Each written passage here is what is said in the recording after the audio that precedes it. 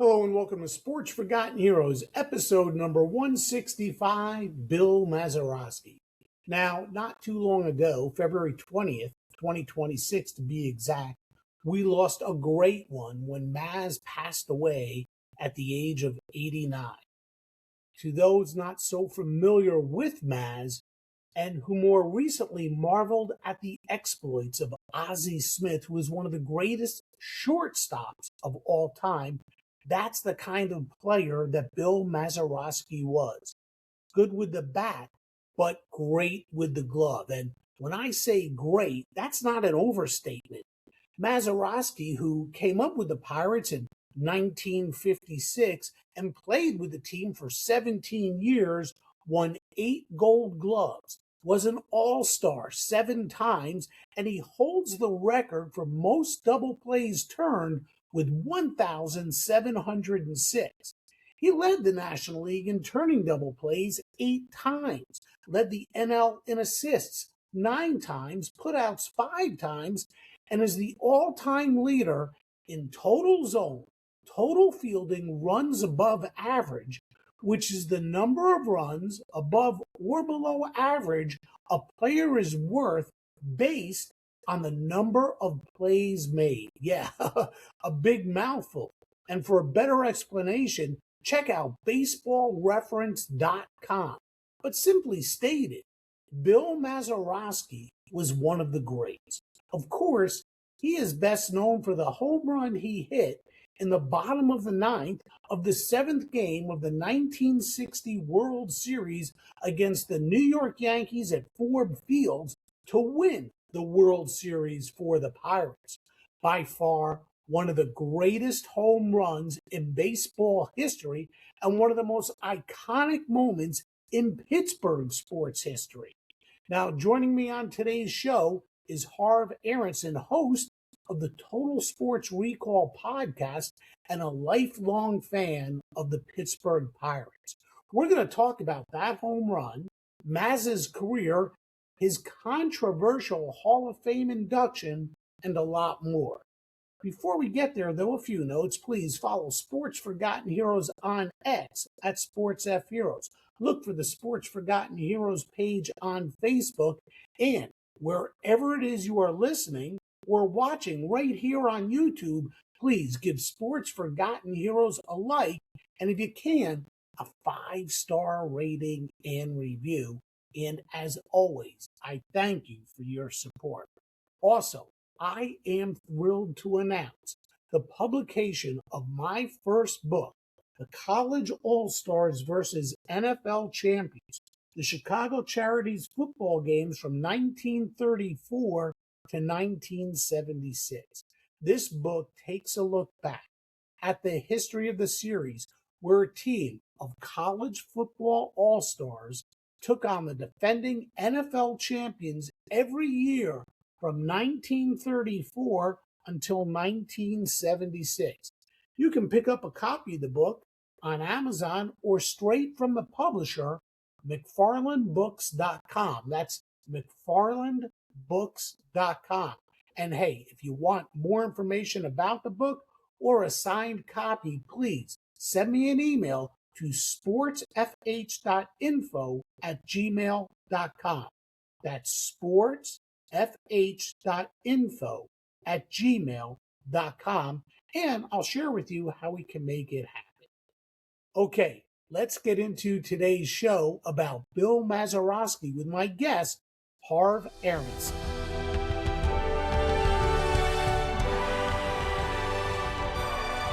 And joining the show now, from Total Sports Recall, Harv Aronson.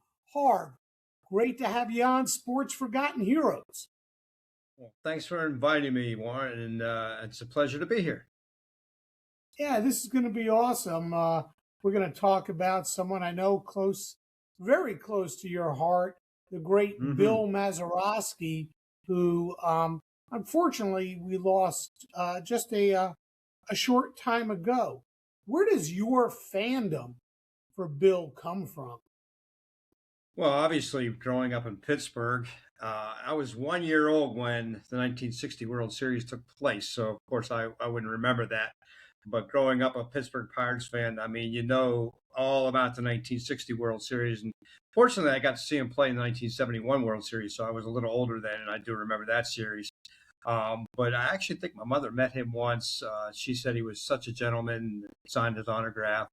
But I mean, he's a hero in Pittsburgh, always was, always will be. And everybody quite remembers well the 1960 World Series and how that ended. It's funny you say that you're a Pirates fan and you don't recall the 1960 series because, you know, 1 year young. old is kind of tough. Yeah. That's sort of like me as a Mets fan. It's actually pretty cruel because I can remember almost everything about 1970 between the Orioles and the Reds. I can remember almost everything about 1971 between the Pirates and the Orioles. And then, of course, we get into the great Oakland Athletic teams of 72, 3, and 4. I have no recollection whatsoever of 1969, the greatest year in the history of the Yeah, Mets. yeah, That's that a pretty was one funny heck of a thing. comeback on their part. Yeah, yeah.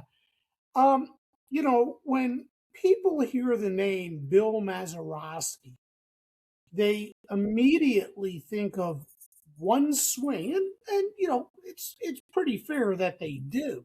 But is it fair when you consider the rest of his career? No, not at all. I mean, there's all kinds of records he has. He was a 10-time All-Star. Played his entire career with the Pirates. Fantastic defensive second baseman, one of the best ever. In fact, I think he is the all-time leader in turning double plays at second base. So he was just a fantastic fielder, great glove, and he was an above-average hitter. But you know, he was a contact hitter, and sure enough, in 1960, he made contact at the right time. And to this day, that's the only ninth inning walk-off home run in the World Series to win the World Series. So he holds that record. Bottom of the ninth, seventh game. Yeah, exactly. Seventh game Um, walk-off, only time in history. So yeah, when he was just a great second baseman. Yeah, because he's a Hall of Famer, but when you look at Mm. his numbers, he's not in the Hall of Fame necessarily because of what he did at the plate. He's in the Hall of Fame because of what he did in the field. Gold Glove in 58, Gold Glove in 1960, 61, 63, 64, 65, 66, 67. I mean, this guy was just a phenomenal fielder. So before we get to 1960, tell us who Bill Mazeroski was as a player when he first arrived in Pittsburgh. What did the Pirates organization see in him early that made them believe he could be someone special and really hold down second base for such a long period of time? Well, it's got to be his defensive prowess. I mean, he was just such a fantastic defensive second baseman, and who wouldn't want an infielder that had a glove like that? And you know, in combination with Gene Alley for the longest time, those two just made a great double play duo, and they were teammates for quite a long time. In 1966, he turned 161 double plays, and that remains the major league record for second baseman to this day. And when he retired, he held the top three marks in the National League history for fielding. He led the major leagues in assists a record 9 times. He led the National League in putouts 5 times. He was an 8-time Gold Glove Award winner. What more can you say? It's just that, you know, Hall of Fame is not always about just offensive stats. And Ozzie Smith is proof of that as well. He was probably one of the best defensive shortstops in history. What what do you think made him so special as a second baseman? What was it in his style of play? Where did he learn to play the game like that? Because if I recall, he didn't get to play all that much as a youth. because of his family situation. I think his dad, in fact, had might have had a professional career, but had a coal mining accident, and that sort of steered him away from baseball. Um, but they were not affluent, to say the least, and it took quite some time for Bill to find the money or earn the money to go out and buy a baseball glove. Yeah, and you're right. His father had a tryout with the Cleveland Indians, but because of a coal mining accident, that kind of destroyed any chances he had for a baseball career. But Mazeroski, he was raised in Tiltonsville, Ohio, and he wasn't just a baseball player. He was a very, very outstanding basketball player. For those who didn't know, and he had been courted by the Indians, the Red Sox, White Sox, the Phillies, but he decided to go with the Pirates because they decided to push him up in the minor leagues a lot faster than maybe some of the other teams would have. But they noticed his glove, and I know I heard a story recently about how he was teaching somebody like tricks what to do with your glove, how to be a really good fielder. So he had that knack or just natural instinct to be a good defensive player. Tough question for you, Harv. How revolutionary was his defensive style for that era? What separated him from other second basemen? When we look at the game today, it's obvious when you talk about a guy like Shohei Ohtani and what separates him from every other ball player on the planet. Aaron Judge, what separates him from virtually every other ball player on the planet is his power is phenomenal. What is it about, or what was it about Mazeroski's defensive style for that era? Was he ahead of the game? What was it? Well, I think baseball is much different now than it was back then. The money has changed the game, the salaries have changed the game, and I don't think these guys are as passionate about the game itself as they were back then. And I'm an old school guy. I love baseball for history back then, and even way before I was born, because they loved the game. And he was a hard worker. I mean, he worked at his fielding, and he would go out there and practice, practice, practice.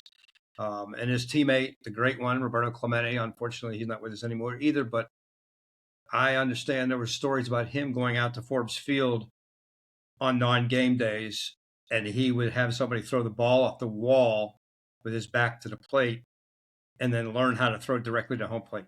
And that's what, with his rocket arm, but it just became an instinct for him. And the whole team was like that. They worked hard. Mazeroski worked hard at his skill and his craft. And so that set him apart.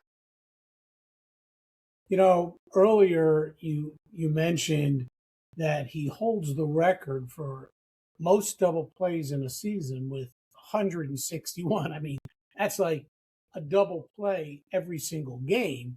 And that year he happened to play in 162 games.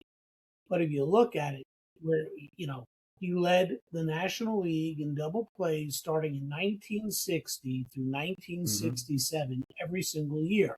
127, 144, 138, 131, 122, 113, 161, 131. I mean, phenomenal. And I read somewhere that teams feared his ability to turn a double play.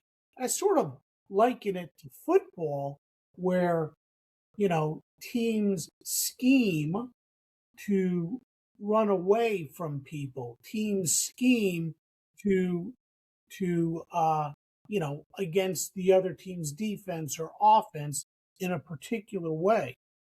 Can you explain, or is it possible to explain his double play ability and why it was, dare I say, feared by opposing teams.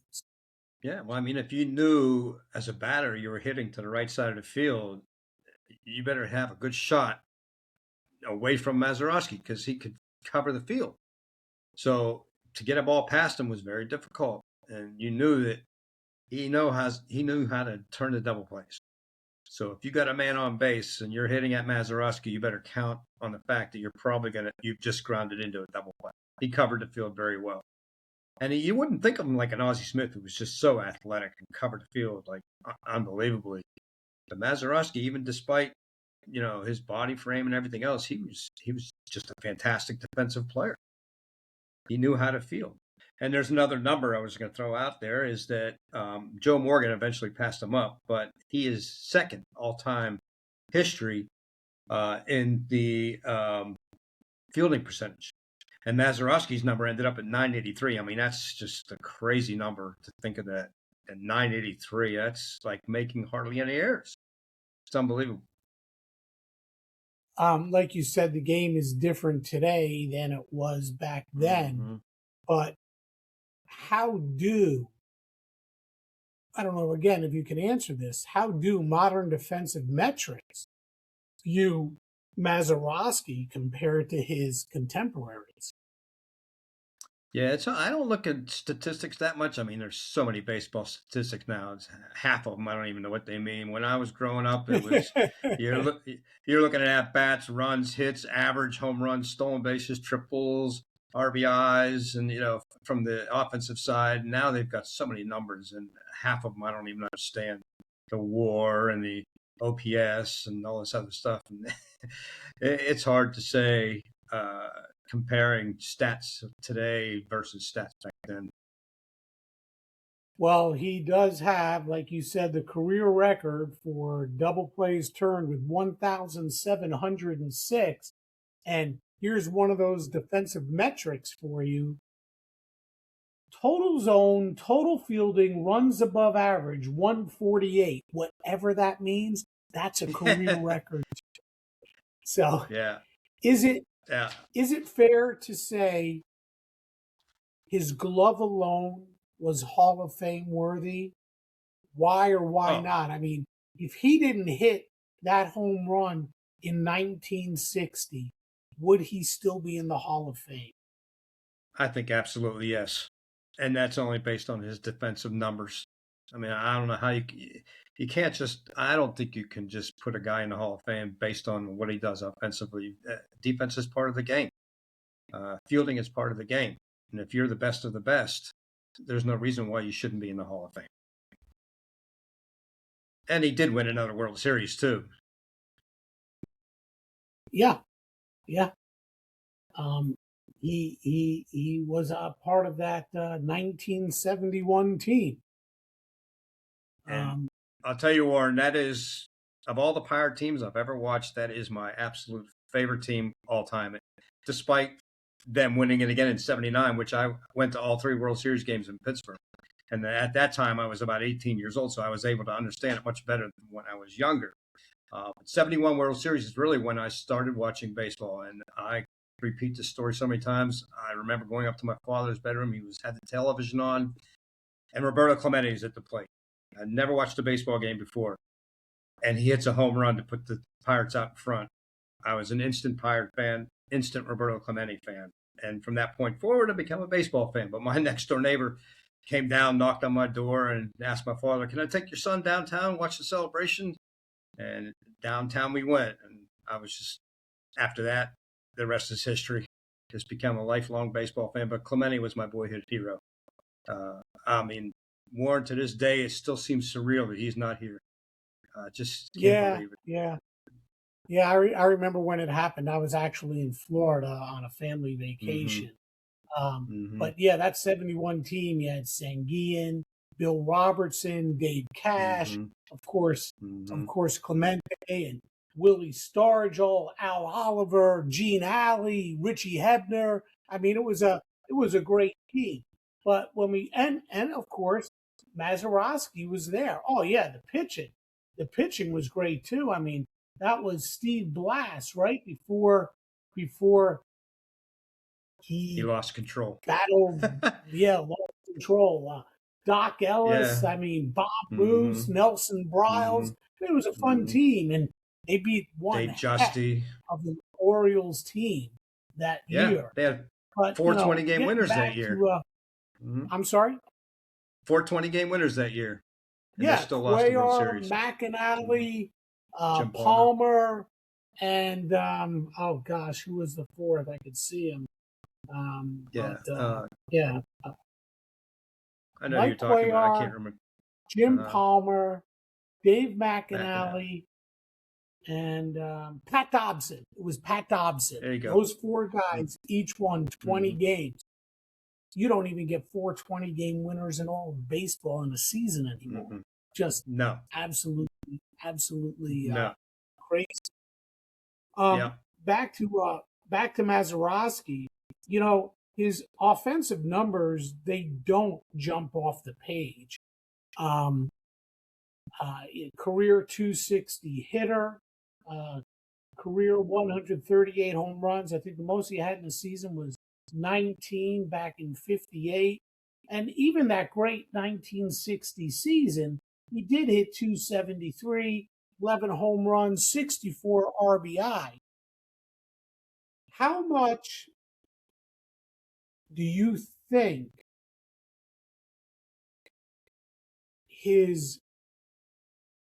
the fact that he wasn't a very strong offensive player, how much did that hurt his reputation during his career? And what were his strengths as a hitter? Yeah, I mean, he's a good contact hitter, and he may not have had these great numbers, but again, everybody's looking at him as like a great defensive second baseman. So, and he had so much talent around him in the lineup all the time. A lot wasn't expected of him because he knew he had great support up and down the lineup. So I really think that, he was a good contact hitter. He had a decent average, and it's just, he had 167 hits in 1967. That's really not bad. 261. His highest average was 283, and that would have been his second year. But lifetime average, 260, it's not shabby. I mean, it's nothing, that terrible. But again, it's his glove. It's all about his glove and his defensive skills. When we look at the game today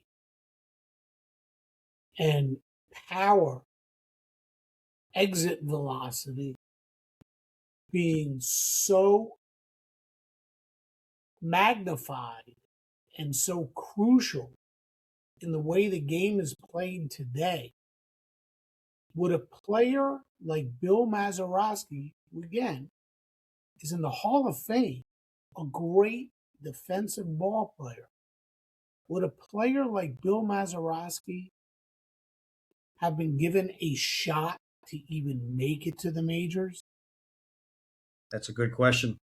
And because so much emphasis is on offense these days and solid pitching, and the pitching has been outstanding. I mean, the Pirates right now are just doing really well pitching. But it's interesting work because I just saw something the other day about the 100-mile-an-hour pitchers, because Bubba Chandler of the Pirates went over 100 the other day. They said like 10 years ago, I think it was, maybe there was 20 pitchers in all of baseball that could throw over 100 consistently. Today, I think they said 30. So the pitchers are throwing much harder, and there's more and more of them coming. So baseball is a sport where I don't think too many pitchers back then, prior to the current era, threw that hard. They might have had good curveballs and some decent fastballs and sliders and other trick pitches, but the way they throw fast these days, I don't know. I mean, back then, pitchers pitched. Not only did they have a fastball, they had a curveball, they had a changeup, they had a slider. They pitched. They knew how to hit their spots, and it wasn't about throw as hard as you can for 5 or 6 innings and then let the bullpen take over. You had guys like Sandy Koufax and Bob Gibson and Tom Seaver, and even in the later years, all the way up through Greg Maddux, These guys knew how to set you up for games down the line. Today, Right. it's all about getting in there and throwing it as hard as you can. Sure, you have a couple of these young guys who can throw really hard, but they can also shape pitches. Paul Right. Skeens, Mm. Nolan McLean, you got guys like that who I like to think are more of a throwback towards what it used to be. But the difference is they too can throw it upwards of 100 miles an hour. Yeah, I like how you term that throwback because Skeens definitely is a throwback. I mean, he throws stuff that's just uncanny. His pitches can do all kinds of things. It just made me remind me a second ago of Ramon Hernandez. It was on that '71 Pirates team, and I'll never forget it. His specialty pitch was a screwball, and I remember throwing the screwball once, and that ball was just moving all over the place. I said, "How did he do that?" I mean, it was just the craziest thing how it went to home plate. Not in a straight line. It was doing all kinds of crazy things. And of course, the batter whiffed on it big time. Right. And they knew how to set him up. Nolan Ryan had a phenomenal fastball, but it was even better because of his curveball. I mean, it was just, But let's get back to Mazeroski. You said you have very fond and good memories of the 71 series, but let's talk about the 1960 series, which you missed because you just can't have a memory from back then when you were a year old. I was in a baby crib somewhere. So tell us what, give us an overview. You're like me, a sports historian. Your favorite team is the Pirates. Tell us from a historian's perspective about the 1960 series and just how improbable it was that the Pittsburgh Pirates defeated the New York Yankees. Yeah, of course, the Yankees. I mean, I've done enough research and heard it through the grapevine about that series, and the Yankees were so heavily favored. I mean, they had such a heavy duty lineup, and if you look back at the series, all the games the Pirates won were close. All the games they lost, they got clobbered. So the fact that they were able to stretch it to a seventh game and stay in it was amazing. And then to have the score tied up 9-9 going ninth inning, it was just like an offensive output that seventh game. And they hung around, got it to the bottom of the ninth, and we all know what happened there. Mazeroski over Yogi Berra for the game-winning home run. But yeah, that was a huge upset. I don't think the Yankees were too pleased. They lost to a team they thought they should have annihilated. Yeah, I mean, the Yankees were as normal, at that time, just a complete powerhouse. They were 97 and 57, and they dominated the baseball once again with the guys that you just Mantle and Berra and Tony Kubek and Whitey Ford, all those guys. And the Pirates, they won game one at home 6-4, and the Yankees came back and beat them 16-3. Then the Yankees won game three 10-0, and the Pirates squeaked one out 3-2. Then they comfortably won 5-2. Then the Yankees blasted them again in game six, 12-0. And the Yankees are winning. They've got 9 runs going into the bottom of the ninth. They are 3 outs away from another World Series championship. It was a chaotic game, to say the least. What made Game 7 so chaotic leading up to that final at-bat by Mazeroski? Well, I mean, everybody figured, well, the Yankees have been clobbering us all along with the games they won, and they're probably going to find a way to win this last one. So, I mean, everybody was in disbelief that we're still in it, ninth inning. Then, of course, when he hits the home run, everybody goes crazy. And if you watch the film, he had to make his way around the bases and somehow get the home plate because he was being mobbed. But yeah, it's a shocking one. And I guess in some ways, this was their revenge for 1927 because the Pirates played the Yankees in 1927 after winning the World Series 2 years early in 25. They're back in the World Series, but now they're facing, as we all know, Murderers Row. Now you're talking about a lineup that was just incredible. And of course, the Pirates got swept in 4 games. They didn't stand a chance. So they probably looked at this series as well. Here we are, 23, what is it, 33 years later, and we're going to get our revenge on the Yankees, the mighty Yankees.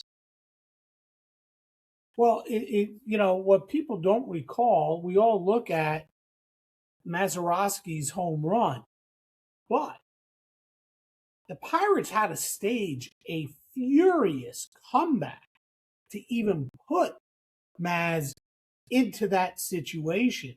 The Yankees had scored 2 in the top of the eighth to go up 7-4, and then the Pirates scored 5 runs in the bottom of the eighth to take a 9-7 lead, and then the Yankees come back in the ninth and tie the game 9-9, and then Mazeroski comes up in the bottom of the ninth. Can you take us through his at bat? Well, poor Ralph Terry happened to be the one that threw up the home run pitch. And I don't think he thought that he was going to be hitting a home run. I think he was like, let's just get a rally started here and try to get the winning run on base. And he got the best of that ball, and it went over the wall, Forbes Field. And I think he probably found himself in a little disbelief as well that he actually hit it over the wall. You watch the replay, you can see Yogi Bear just looking up going, oh my, we just lost. So yeah, it was wild. I wish I would have been older so I could have actually witnessed that. Yeah, it's every kid that plays baseball dreams of coming up in the bottom of the ninth inning in the 7th game of the World Series and knocking one out to win it all. And Mazeroski did it. The closest thing I can remember in modern times, and it's just not the same, was Joe Carter. Right. With the Blue Jays. Because I actually found I actually found a quote from Mazeroski about that home run, and what he said was, I was almost at second base when the ball finally went over. And he said he was running so hard just trying to make sure to get to third base. And then he took a moment to realize what had actually happened, and it was gone. And he said he finished the sprint around the bases like he said he was a schoolboy. And of course, we know what happened when he got to home plate. He was mobbed. And he says, all I could think about was we beat the Yankees. We beat them. We beat the damn Yankees. So, yeah, it must have been some kind of deal. Feeling. Yeah, I mean, the Pirates won. Yeah, go ahead. Yeah, I was just going to say, here's another bit of trivia that I found, because maybe some people are wondering whatever happened to the ball itself. Well, I found it on Wikipedia. A gentleman by the name of Andy Jerpy. He was only 14 years old at the time. He was standing outside the stadium in Shenley Park, and he was underneath some trees that were adjacent to the ballpark. So he just happened to be standing there, and the ball comes down. And the Mazeroski, he actually took the ball to Bill Mazeroski because he had heard. Well, actually, the guy said to himself, he goes, "Oh, somebody just hit a home run." I mean, he must have known the World Series was going on, but so he found a way to get to Mazeroski, and Maz signed the ball for him. But he told him to keep it. He said, "Your memory's good enough for me," said Mazeroski. But unfortunately, the keepsake apparently was lost during a neighborhood game. The guy used it in a neighborhood ball game. Why, I don't know. But he misplaced the ball playing around with it. It's almost like the movie Sandlot. They lost I was just the thinking Babe Ruth ball. Same thing. The Babe Ruth ball that they hit over the fence from James Earl Jones. Oh, you mean George? Oh my gosh, this kid probably didn't realize that in today's day and age, if he had that ball and you go watch Antiques Roadshow, you put it on there, it'd probably be worth $100,000, $200,000. Easy. A couple bucks for sure. Yeah.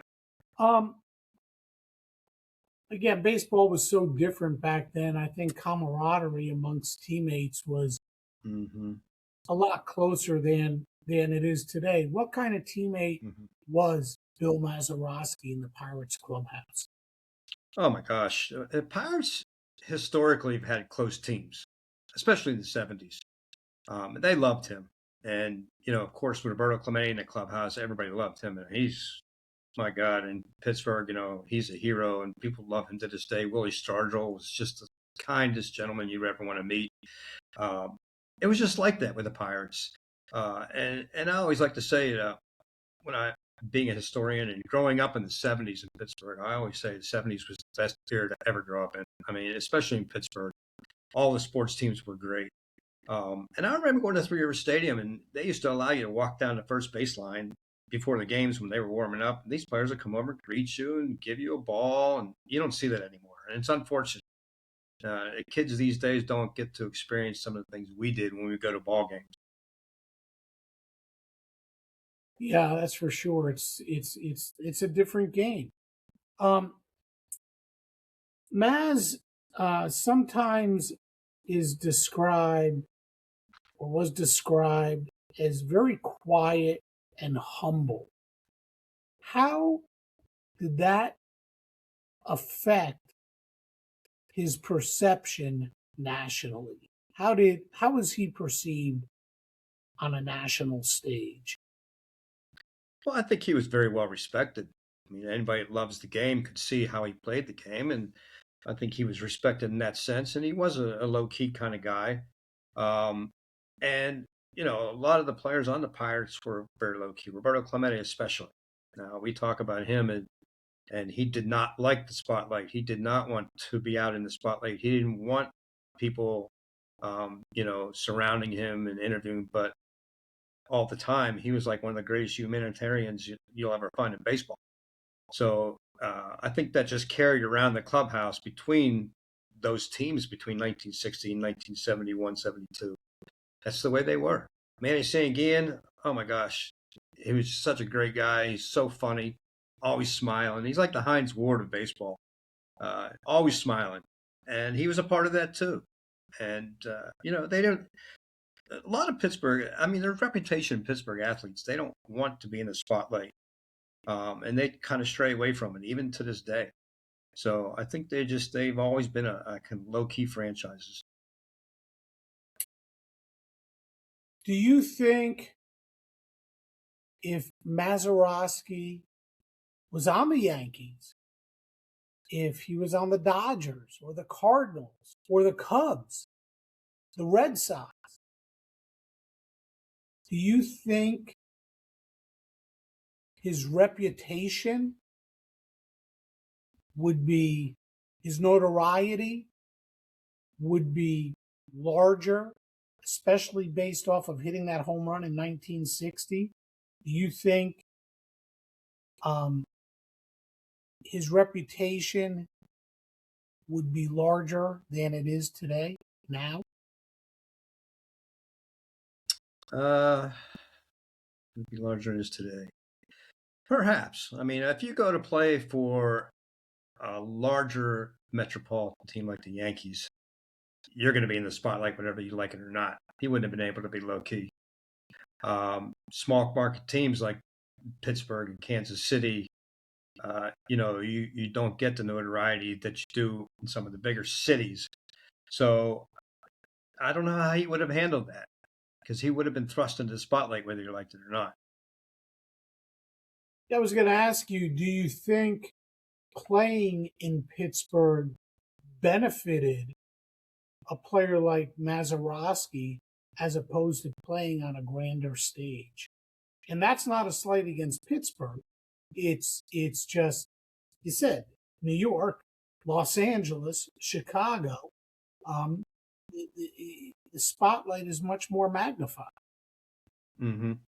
Yeah, and I mean, as we mentioned before, he had been offered tryouts with other major league teams, but he chose the Pirates because they wanted to advance him through the minor leagues as quickly as possible.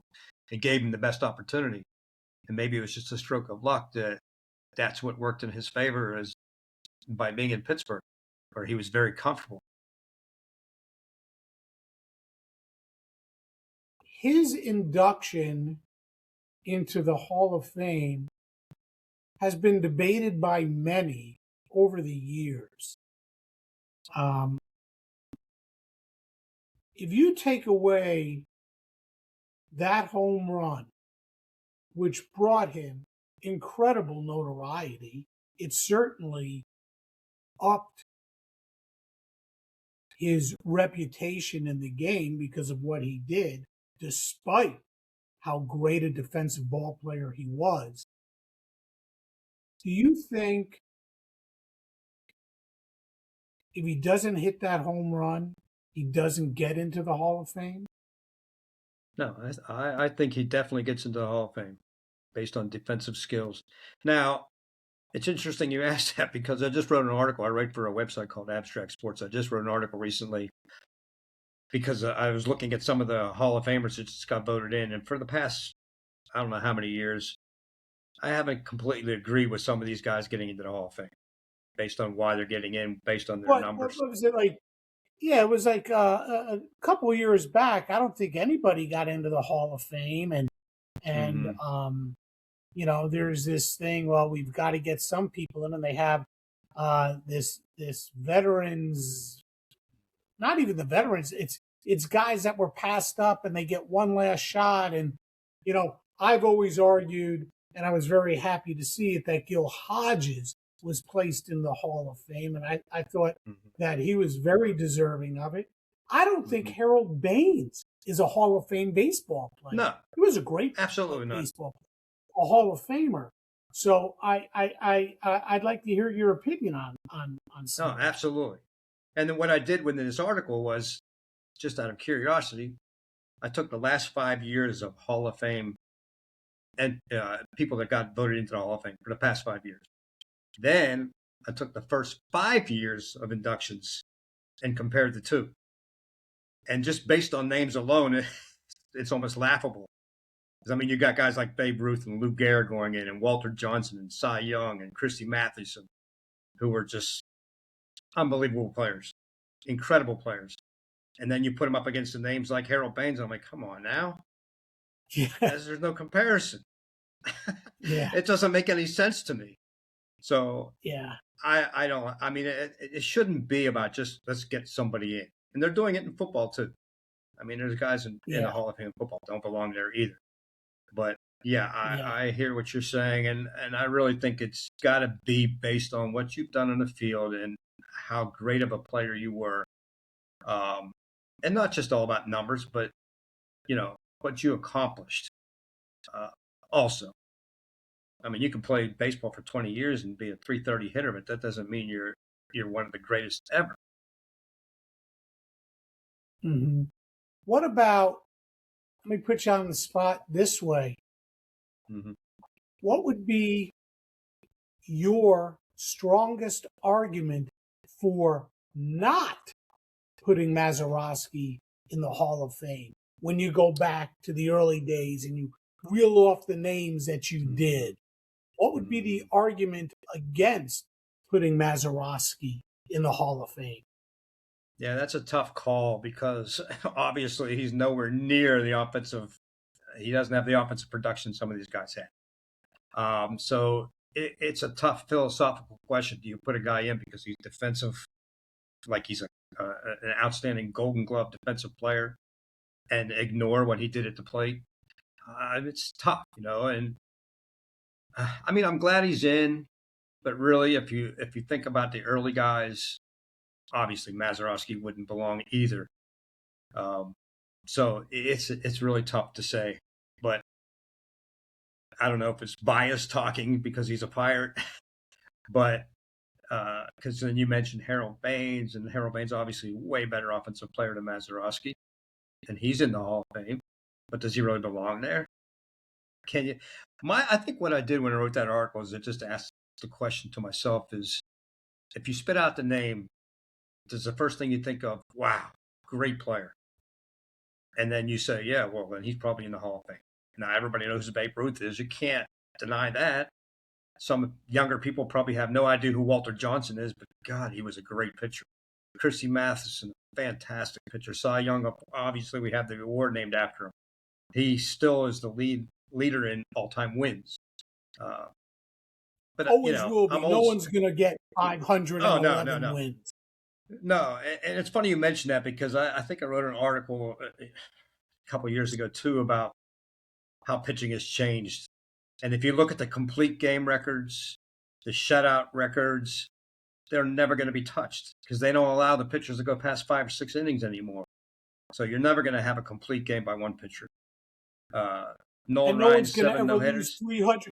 Yeah, no one's going to No, ever lose 315 games like Cy Young no, did. You just don't pitch. exactly, Some of exactly. these guys might not make 315 starts in their career.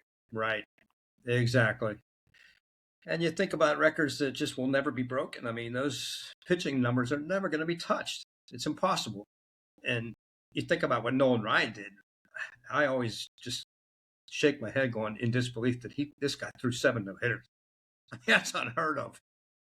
Nobody's ever going to do that because they can't get to a complete game anyway.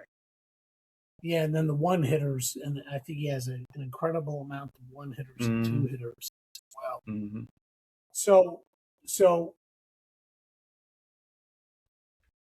where do you think, you mentioned Joe Morgan, and you got from even more recent times guys like Brian Sandberg.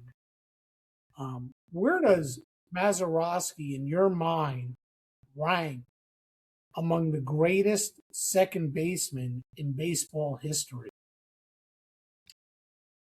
As biased as I might be, Warren, I can't say that he would be one of the greatest second basemen. It's not possible because you have to think about an all-around player. And Joe Morgan had a bat. He could hit. And he was a great defensive second baseman as well. And so it's just hard to say, put him in that class of people. Ryan Sandberg, a great hitter. Great hitter. Now, I wouldn't say he is as good as a defensive player. But you really got to think of all-around players. Are they all-around great player? And that's what makes Ohtani so special. Because not only can this guy pitch, he can hit. I mean, it's crazy. He's like a once-in-a-lifetime player. He's like a Babe Ruth reborn. You're not going to see players like that. So when you consider things like that, you got to consider, I think, all-around player. So if you take into consideration everything about the guy, who's the better player, and I can't put him as the best second baseman of all time. That's not possible. Is he a top 10 second baseman of all time in your mind?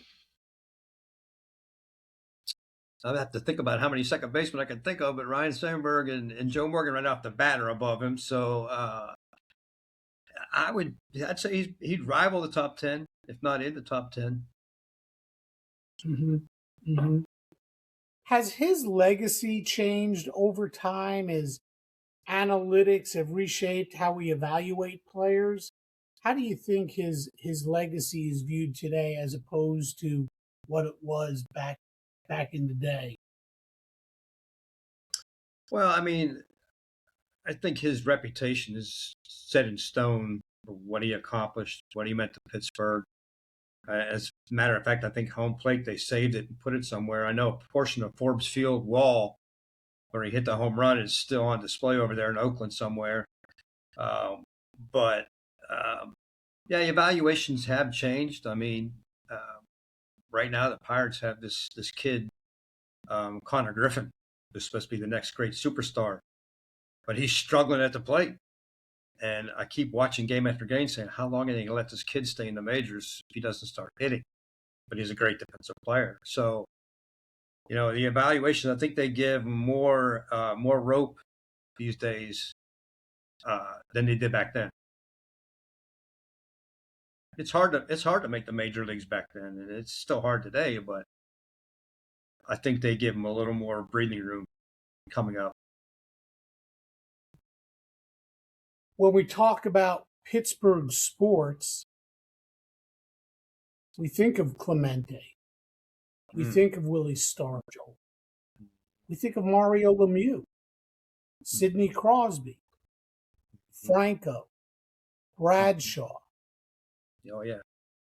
And in more recent times, They can't leave out Art Rooney Sr. Roethlisberger. Yeah, The owner of Steelers. Yeah. There's some very legendary names in Pittsburgh sports history. Absolutely. Where is Mazeroski on that list? Oh my gosh, he's right there up with the rest of them. I mean, he's a hero. just because of one swing of the bat. That helped him a lot. But I think he was still would have been loved and beloved in Pittsburgh, regardless of that home run or not, because he spent his whole career in Pittsburgh. He never played for anybody else. He stayed in Pittsburgh afterwards. He became an announcer with them. I mean, he loved the city. The city loved him. To someone that's not from Pittsburgh, that hasn't been to Pittsburgh, that is devoted to their own team and doesn't pay attention to the great history of some of baseball's older players, how would you describe Bill Mazeroski to them, or to a younger fan in one sentence? What would you say? How would you describe Bill Mazeroski, the importance of him to the city of Pittsburgh and to the Pittsburgh Pirates? Yeah. Well, again, being a lifelong Pirate, never played for anybody else. And I've never met him, but I know my mother met him. An extreme gentleman, nicest guy you ever want to meet. And he has that reputation. You don't have to meet him. He carries that reputation around the city. People know him by listening to him on the radio or whatever else. They know what he's all about. So, yeah, he's so well respected in Pittsburgh. And his reputation speaks for itself. And when you're an athlete in Pittsburgh and you've had a Hall of Fame career, even if you're a superstar, the city embraces you. And even if you leave the city sometimes, like Andrew McCutchen has, he's been there, left, came back, left again, they still love him. And he's just a fan favorite in Pittsburgh, whether he's playing for us or not. Pittsburgh embraces their beloved athletes. Franco is a good one. And when I mentioned Art Rooney Sr., owner of the Steelers for the longest time, I always say that you see him on television, you know what he's all about. And even if you've never met him, it's like you sit at home, you go, God, I feel like he's like my grandfather or something. You almost feel like you know him. And that's what he gives out. You see him, when you hear him, everybody loved this guy to death. Just a great, great guy. And one of the most beloved owners in the National Football League when he was alive. So, yeah, they embrace their athletes. Put you on the spot again. 1960, one of the greatest moments in baseball history, and certainly the greatest moment in Mazeroski's baseball career. Are there any other moments that you are aware of during Mazeroski's career that deserves to be spoken about? None that really stand out like that. I mean, nothing's going to top that. There's no question. There's nothing that could top that. But the fact that he's a two-time World Series winner, and he played very well in the 1971 World Series, and he was at the tail end of his career. So was Gene Alley. So those two had been a double play combination for years. So it was kind of like the twilight of their career, and it was a good way to go out. But really nothing else stands out. But it was funny because the other day I was thinking about this interview we were doing, and I'm thinking to myself, like you said, Mazeroski's home run is historic, not just in Pittsburgh, but worldwide. Does it rival the Immaculate Reception? Which one's bigger? And I was saying to myself, God, that's tough. That's really tough. What is bigger in Pittsburgh? Well, I'll tell you, Mazeroski probably gets the edge because he won a championship. Franco's play only got them to advance in the playoffs, and they eventually lost the next week to the undefeated Miami Dolphins. So, but it was the first time the Steelers had ever been in the playoffs. So they won their very first playoff game on a crazy play that the Oakland, Los Angeles, Las Vegas Raiders to this day will tell you that was an illegal play. And Frenchie Fuqua, who apparently they say the ball hit off of, to this day will not reveal what happened. He said he's taking it to his grave. But he'll always joke because he'll go and give public speeches and he'll say, well, I'm going to tell you who that ball really deflected off of at the end of the speech. And he gets to the end of the speech and says, I was only kidding. So we don't know. But Maz's home run is probably the greatest singular moment in the history of Pittsburgh sports. Oh, yeah, it is. I mean, Franco's right up there, but if that would have been for a championship, then it would have definitely probably topped it or been equal to it, but it was only a playoff game that just got them one round further, which they eventually lost in the next round anyway. And here's an interesting thing, Warren, is that immaculate reception, I know we're talking about baseball and Mazeroski, but that immaculate reception, they had a rule back then, you may recall it, that if your game did not sell out in your own city, you were not allowed to televise it. Yeah. So the That's right. Oakland Raider game with Pittsburgh in 72 was not televised.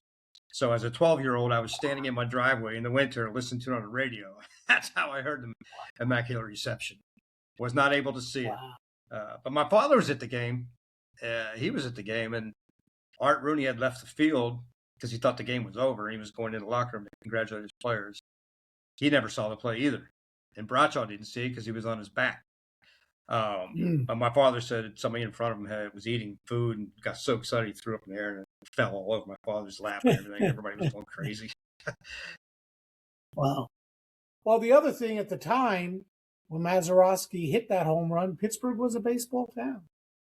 Yes, absolutely. It was a baseball town in 1960. Absolutely.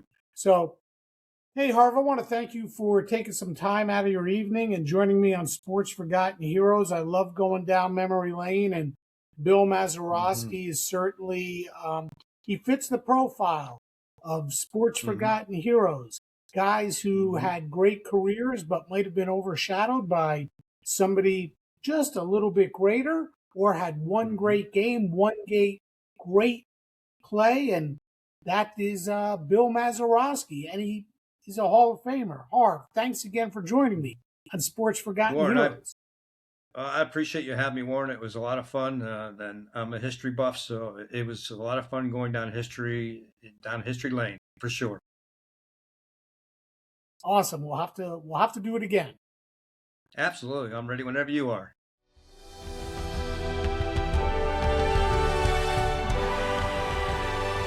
Career, Mazeroski hit .260 with 138 home runs and 853 RBI. In the 1960 World Series, he hit .320 with 2 home runs and 5 RBI.